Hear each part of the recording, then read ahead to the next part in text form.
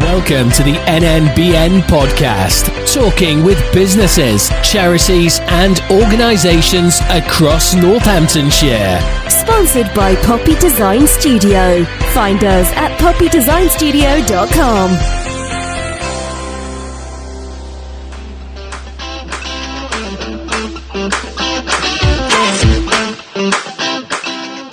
So a couple of weeks ago, I spoke to Rachel McGrath, who's the Chief Executive Officer for the Northamptonshire Community Foundation, and I should say the award-winning Community Foundation. Now I've got Dean Jones, who's the Head of Giving and Development from the Foundation, come to join me and talk to me about a couple of things that are going on in the county. So, Dean, welcome.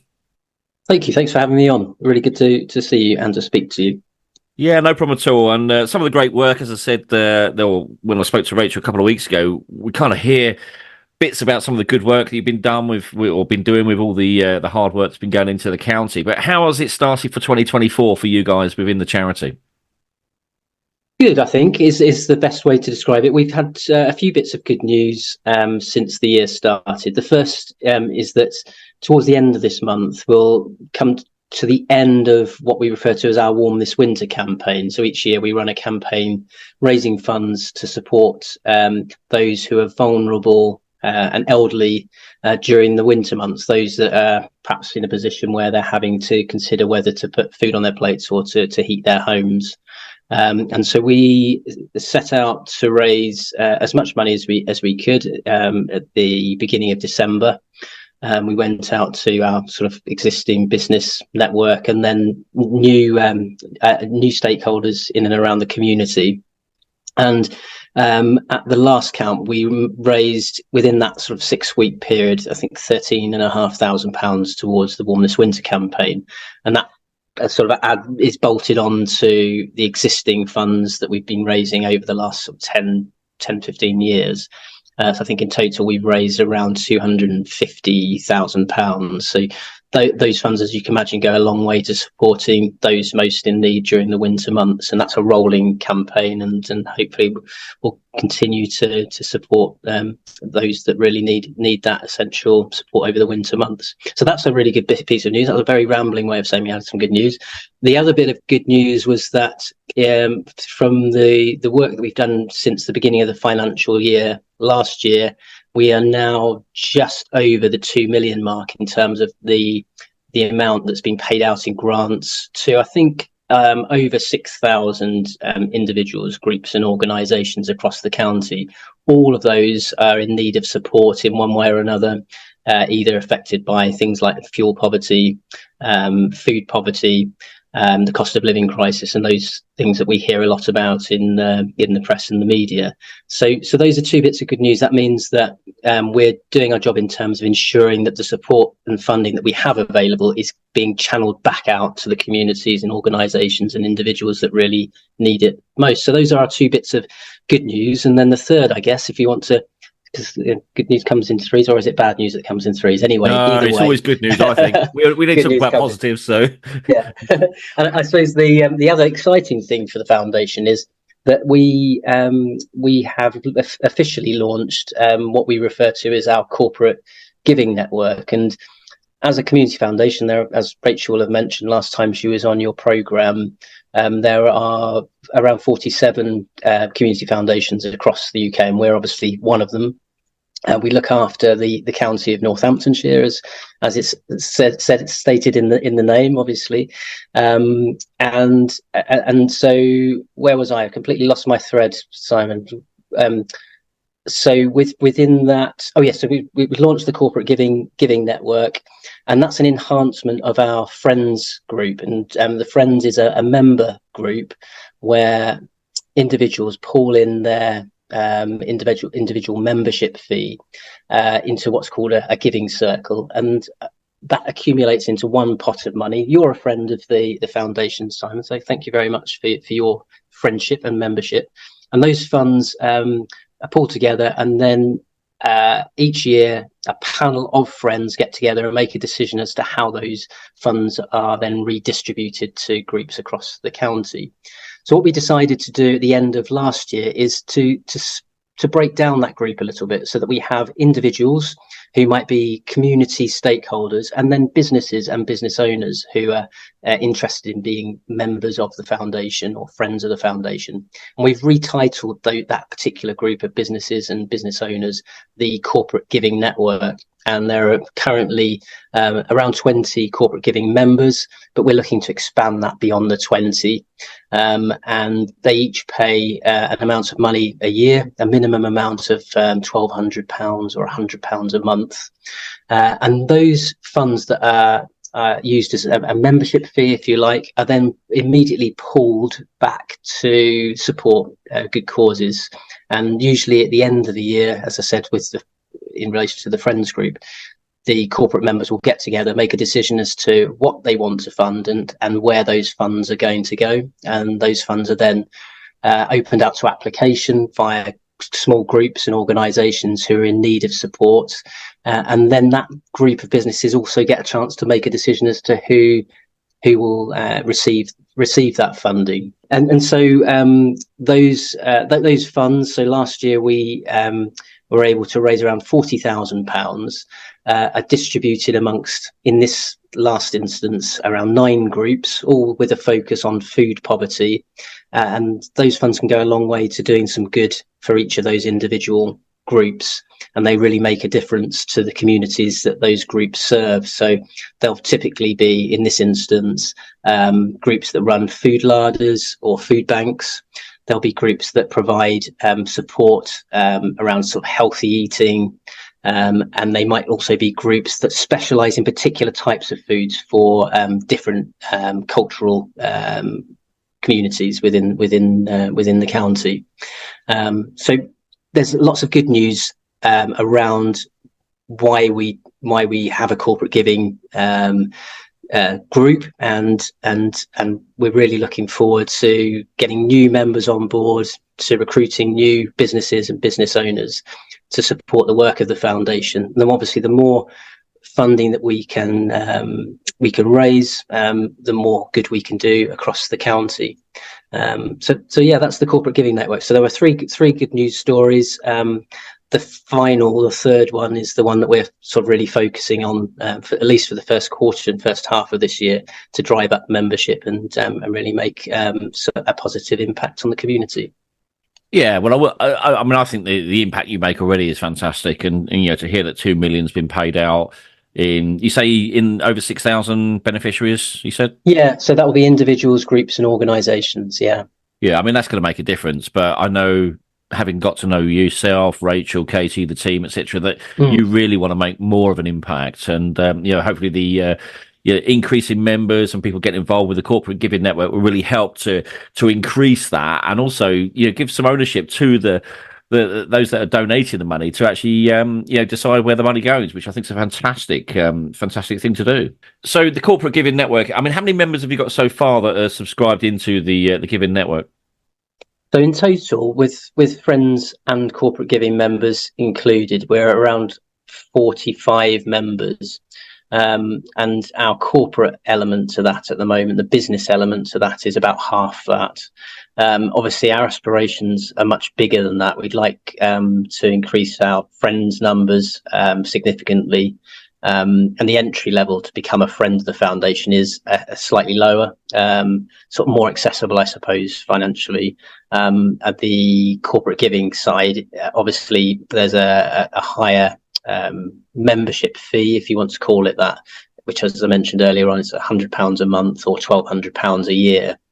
The idea with that is that, obviously, as corporate members, it's an opportunity potentially for businesses to speak to their employees and see if the employees are willing to get behind becoming members and pool in their own funds to support the work of the foundation, and in doing that, to support their local community. But it could equally be an opportunity for business to say, well, actually, let's look at what we do give over the year to different charities and organisations. Wouldn't it be better to pool all of those funds together and become a corporate giving member, and then all of those funds are then redistributed quite broadly across different causes and organisations across the county, and the reach literally does go to every corner of the county and across causes that are quite varied and broad. And naturally, there are lots of very deserving, very worthy, good causes, good charities that exist within the county. And we don't want to stop those charities from benefiting, continuing the good work that they're doing. But this just provides, I guess, in some respects, a sort of one-stop shop for those businesses that are stretched in terms of capacity, resource and time. It enables them to know that they're doing good, because all of the funds that we accumulate are managed by our grants team. They're experts in identifying groups that are in need, distributing in a way that's fair and transparent, ensuring that when funds are distributed, that there's an impact report at the end of that process, that we can actually measure the success of the funding that's been provided, and also know for certain going forward that they're the sorts of groups that we can continue to support, to provide them with resilience, strength and an opportunity to grow and do more within their communities in the future. So there's lots of potential around the success of a sort of a membership group like a corporate giving network, that one helps a business their support travel further, but also because it's a giving circle, it helps those funds do more at the same time as well. So yeah. And this is still good from a business CSR point of view. If they're looking to, get involved, let's be cheeky about it. Say it's coming towards the end of the tax year, and obviously businesses may have some funds that they wish to donate. But obviously it's all part of their social value, their what they want to do to help support communities local. And I've noticed from your website you've got some information on there that people can actually get in contact with you via your website or via email address. Is that the best way for people to actually talk to you about what they could experience as a member? It's a really good idea. I think, thanks for mentioning the website. So I think it'd be a really good idea for people to make a visit to the website. You can also find information online via our social media feeds, whether it's LinkedIn, Facebook or Twitter. But there's one particular page if we're talking about corporate giving or philanthropy generally, or charitable giving, which is to find within our website the Good to Give guide. And essentially that's a guide for not just businesses, but anybody that's interested in having an impact within their community through giving. It tells you how you can go about doing that. And it can start from sort of the lower level of funding through the friends, sort of a small amount on a monthly basis or one-off amounts if you want to do that instead. But it could also look at things where you might not be in a position to make a difference or have an impact right now, but there are opportunities to do so in the future through things like legacy giving, so leaving gifts in wills. There are also opportunities to branch out and speak to your, as I said earlier on, your colleagues and employees, and think about perhaps doing something like payroll giving, for example. You could, if you wanted to take it one step further beyond corporate giving, you could set up as a business or an individual, set up a fund, which is the equivalent or alternative to setting up your own charity. And you can predetermine how that fund would be used, how the funds will be directed. So you get all the benefits of running your own charity without actually having to exhaust yourself in the process. You can hand a lot of that sort of expertise over to our team within the grants team to do that for them. Now, I'm going to evidence that I can multitask, because while you've been talking, I've been listening, but I've also been browsing as well. And I've found the Good to Give guide on your website. It's very, very straightforward. So if you go to ncf.uk.com and have a look in the giving section, the drop down menu that says the Good to Give guide, and also details of the corporate giving network. So it's really straightforward for people to find if they're looking to get involved and become a regular donor or become part of the corporate giving network. So I living proof. There you go. I've actually found it, and it's actually really straightforward to find it as well. So of course, we'll share details across our social media for you as well to help to get this out there as well. Thanks, Simon. I appreciate that. I think if you do find that document, I think I'm quite a visual person, and sometimes these pictures, the pictures in the document sort of speak volumes in terms of the breadth of the support that the foundation is able to make happen. We can't take the credit for the work that's done. We provide the funding to groups that actually go out and do the hard work of actually making an impact within their communities. And that's the great thing about foundations. It's very collaborative in its nature. It encourages social action and for people to actually get involved with their communities. And we provide the funding, which is the trigger to that activity, really. So that's something really positive, I think, to take from the entire process. And when I was talking about the photographs, you can just see the diversity that's there, and you can also see the diversity of ages and the sort of breadth of in terms of activities and impact that the funding that we provide can have on our community.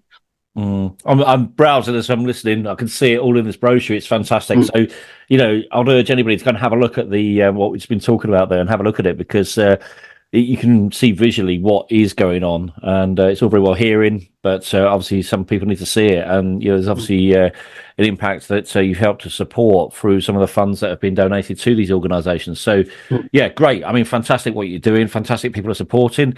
People want to know more, though, go to the giving page of the ncf.uk.com website and have a look.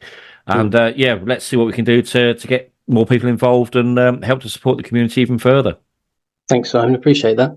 Now, you mentioned about the Rural Needs Campaign as well. What's all this about, the Rural Needs Campaign? Because I've heard of it, but what it actually does, I don't actually fully understand it. Yeah, I'm pleased you asked. And it's not something that we're necessarily thinking about a lot, because it's not something that's talked about enough, really.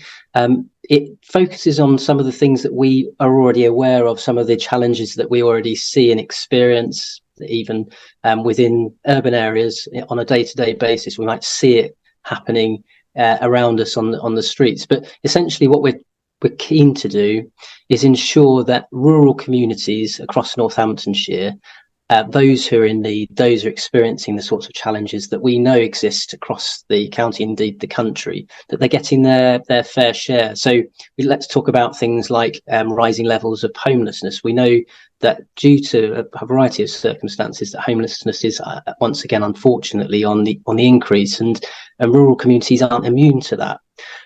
So it's ensuring that there's funding or support available to those communities to try and tackle some of those really big fundamental challenges within society and within the community generally. The other side of it is around things that are specific to rural communities, such as social isolation. In Northamptonshire, a good proportion of the community live in rural communities. Up to a third of the community live in rural communities, or 30%. And social isolation is a real challenge, particularly for those who are that much older in terms of the demographics, perhaps don't have access to transport that younger residents might have access to, or don't have because of fuel poverty or cost of living crisis, don't have the ability to go out enough because they can't afford to keep going back and forth into urban areas to either get their shopping, to visit the local hospital for their own health purposes and that sort of thing. And if we sort of really drill down into that in a bit more detail, thinking about what the costs involved in getting from a rural area into an urban area to just get that essential health support, taxis can cost a lot of money. And if that accumulates over a period of weeks and months, that's a considerable amount out of someone's sort of monthly, weekly or annual budget. So it's really focusing in on some of the real challenges that exist within rural communities. It's not just focusing on the elderly either. I think it's fair to say that there's a younger population within rural communities who may struggle to get into towns, out from their villages, to access resources that we just take for granted in urban areas. They don't have access to good, decent, regular public transport, so they're perhaps reliant on either mum, dad, or buses and taxis and those sorts of things. And obviously, taking into account these younger people don't necessarily have an income to support that kind of transport in and out from village to town. And that could also affect things like going to college, or the choice of college, or the choice of education that they have at sort of the latter stages of their educational journey. So there are all sorts of things there, and that does have then a knock-on effect in terms of well-being and mental health and that side of things. So what we've done, Simon, is we've ring-fenced a sum of money. We've got a goal that we're keen to hit, and we're not far off hitting it at the moment. We wanted to ring-fence £200,000 to ensure that when those communities that I've just talked about and those individuals that have challenges need support and to access funding, that there's a pot of money available specifically for them. So that £200,000 will be there to support communities when those needs arise. And it's the start of funding rather than the solution, if you like. It's not going to solve everybody's problems. It's going to help in a small way, at least at the very beginning. And so we're trying to raise £200,000. We've had some really good support from the Constance Travis Fund. A big shout out and thank you to Tony Travis, who's agreed within his fund that he holds with the foundation to match pound for pound any donation that comes in towards the Rural Needs Funds up to £100,000. So we've to date we've raised 140,000 or just over £140,000. So £70,000 from very generous donors, the other 70,000 matched by the Constance Travis Fund. And we've got to raise another £30,000 to meet our £200,000 target. So that's a lot of numbers I've just thrown at you. But essentially, what we've got to do is raise £30,000 over the next 3 to 6 months. And that will enable us to release those funds into the community, and we can start seeing the impact and start seeing the good that support and funding can have on our local rural communities. And hopefully that all made sense. It's quite a complicated story, and hopefully I try my best to make it as clear as possible. No, you did really well. I've written down the figures here: 3 to 6 months. You need to raise 30 grand. I mean, that's what we need to get to, isn't it? But Yeah. But yeah, I mean, how do you sort of see that fundraising being done? Because there's programs going on which we're involved in with, like the Franklin's 50 at the moment, which obviously we're going to be talking. Well, we've already got the interview already arranged, so watch out for the future episode where we'll be talking further in depth about that. But obviously that's something that businesses can get involved with. They can take a £50 note and convert it into money for the charity, of which you are one of those charities, aren't you?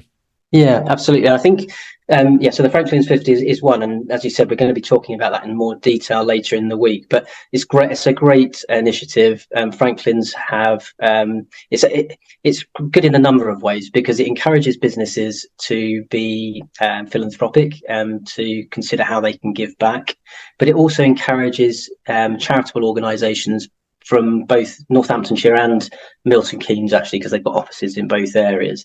It encourages them to be a bit competitive, actually, and to be innovative and think a bit more broadly about how they can glean the support of their local business community. So businesses can choose which charity out of the 8 selected charities to support. Northamptonshire Community Foundation are one of those charities, but there are 7 other very good charities amongst those 8 as well, and we'll talk in more detail about exactly who those are.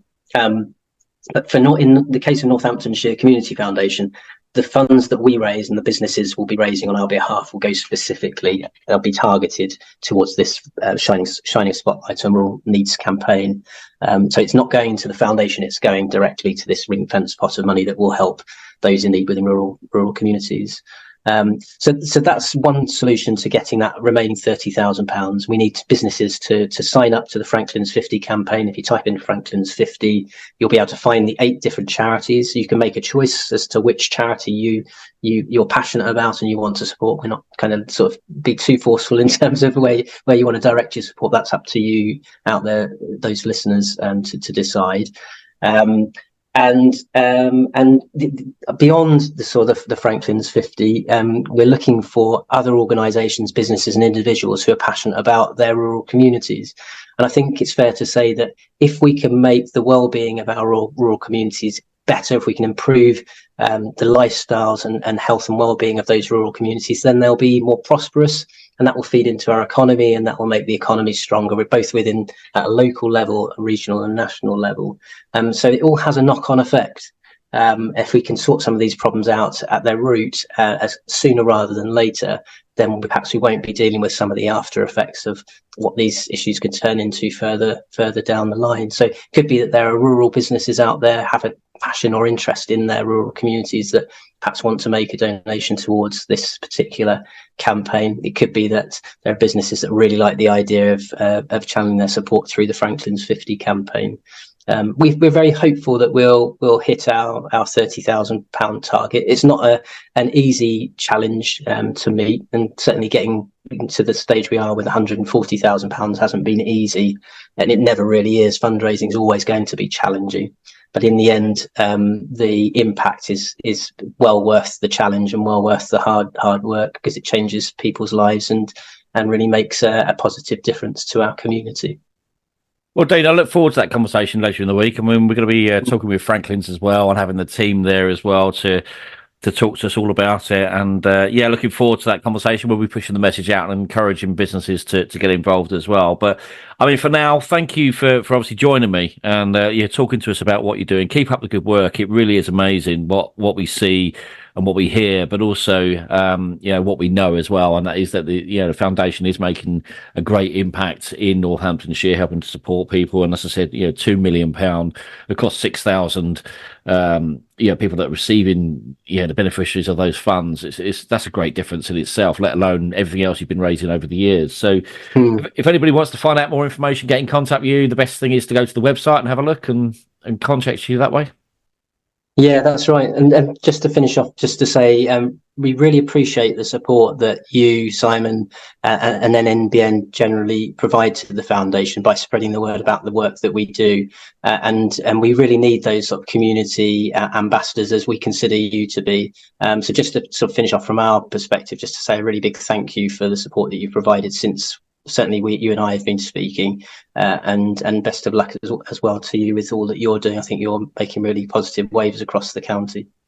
Yeah, I think, obviously, if anybody doesn't know what we do within our organisation, we spotted gaps from what COVID has sort of left when lockdown measures were lifted, and we sort of looked at it and went, well, we've got to try and do what we can do here and work with those that are also doing some great work already. So, the more we work together, the more we can actually, make more of a difference, more of an impact. So, I really appreciate what you're saying there. But yeah, at the end of the day, the more we can work together, I think the more we can make a difference across the whole of the county. And we wouldn't do it if we didn't enjoy it. I absolutely can't wait for the day. Every day I can't wait to get out of bed and get on with it. And we're meeting some fantastic people as well at the same time. So it is it's an education for us, keeps us up to date with what's going on. But together we're all doing something, aren't we? So.